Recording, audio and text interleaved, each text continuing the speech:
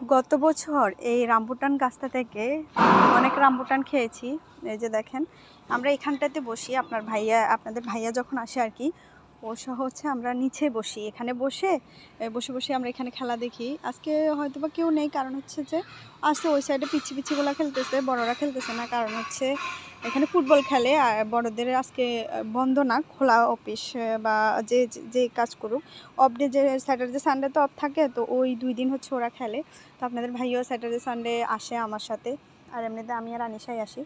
তো এই গাছটাকে এইবারই হচ্ছে ফল খেতে পারবো না, কারণ হচ্ছে আমি দেশে চলে যাব ফলটা পাকার আগে ইনশাআল্লাহ। আল্লাহ যদি চায় সব কিছু ঠিকঠাক রাখে, কারণ হচ্ছে আমি যাওয়ার আর খুব বেশি একটা দেরি নেই।